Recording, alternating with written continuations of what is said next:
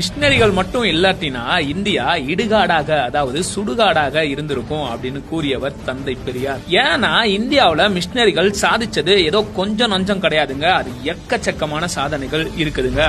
Penney quick அப்படின்ற machinery முல்லை பெரியார் அணைய கட்டினாருங்க. CD stud போன்ற மிஷினரிகள் தேயிலை செடிகளை கொண்டு வந்து தேயிலை தோட்டங்களை உருவாக்குனாங்க.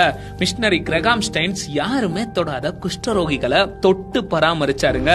Robert de Nobili, Veeramamunivar, Peter Percival, collector Ellis Durai, G U. Pope Iyer, Johann Philipp, Ziegenbalg இவங்க எல்லாம் தமிழ் மொழியோட பாதுகாப்புக்காகவும் அதனோட பெருமையை உலகறிய செய்யவும் அரும்பாடுபட்டு இருக்கிறாங்க.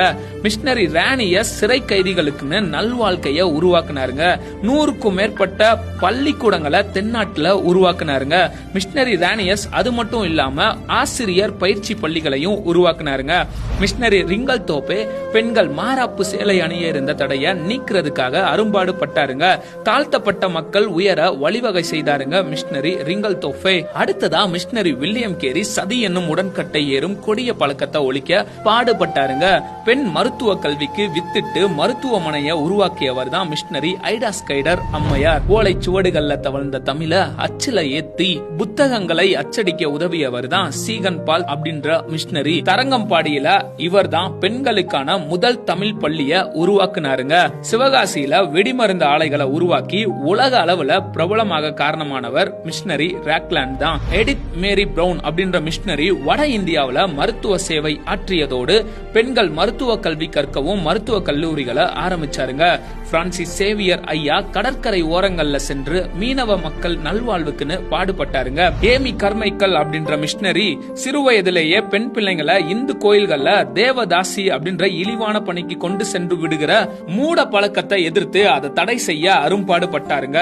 பெண் பிள்ளைங்களை எடுத்து வளர்த்தாருங்க. அநாத பிள்ளைங்களுக்கு அடைக்கலம் தந்து ஆதரிச்சாருங்க.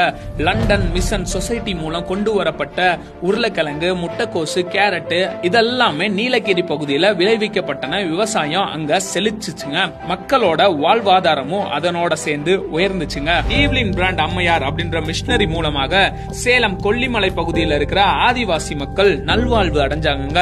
ரச்சன்ய சேனை அதாவது சால்வேஷன் ஆர்மி அப்படின்ற மிஷினரி ஊழியங்கள் மூலமாக ஏழை மக்களுக்கு உணவும் உடையும் கிடைச்சிச்சுங்க.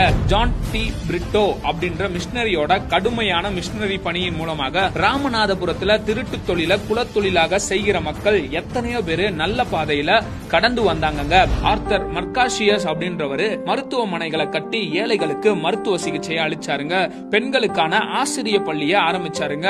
விதவை பெண்களின் மறுமலர்ச்சிக்காக போராடினாருங்க. இது மட்டும் இல்லாம நம்ம எல்லாருக்குமே தெரிஞ்ச அன்னை தெரசா அன்பின் பணியாளர் சபை ஒன்றை நிறுவி குழந்தைகள், பெண்கள், அனாதைகள், நோயாளிகள், முதியோர்கள், சமுதாயத்துல பின்தங்கி இருக்கிறவர்களுக்கு ஆதரவு கொடுத்தாருங்க. இன்னும் கொடுத்து கொண்டேதான் இருக்கிறாருங்க. மிஷினரிகள் வந்ததாலதான் ஆங்கில கல்வி நிறுவனங்கள் உருவாச்சு. விஞ்ஞான கருவிகளும் தொலைத்தொடர்பு கருவிகளும் நவீன வாகனங்களும் மருத்துவ உபகரணங்களும் எல்லாவற்றிற்கும் மேலாக ஒழுக்கமும் நாகரிகமும் உயர்கல்வியும் கிடைச்சிச்சுங்க. கொடுக்கப்பட்ட மக்களுக்கு கல்வி கிடைக்க முக்கியமான காரணம் கிறிஸ்தவ மிஷினரிகள் தான். கொடுக்கப்பட்ட மக்களுக்கு பஞ்சமி நலம் கிடைக்க காரணமானவங்க இந்த கிறிஸ்தவ மிஷினரிகள் தான். இன்னைக்கும் பட்டியலினத்தவர் அப்படின்னு அழைக்கப்படுகிற சமுதாயத்தால ஒடுக்கப்பட்ட ஒருத்தவங்க மேல் சாதி பிராமணனோட சரிக்கு சமமா உட்கார வச்சதுக்கு காரணம் யாரு? கிறிஸ்தவ மிஷினரிகள். பெண்கள் மார்பை மறைக்க வரி கட்டணும், அதை எதிர்த்து ஒழிக்க பாடுபட்டது யாரு? கிறிஸ்தவ மிஷினரிகள். பெண் குழந்தைங்க தேவதாசியா பிராமணர்களுக்கும் மேல் சாதி காரணங்களுக்கும் உடல் மூலமா சேவை செய்யணும், நடனம் மூலமா உற்சாகப்படுத்தணும்,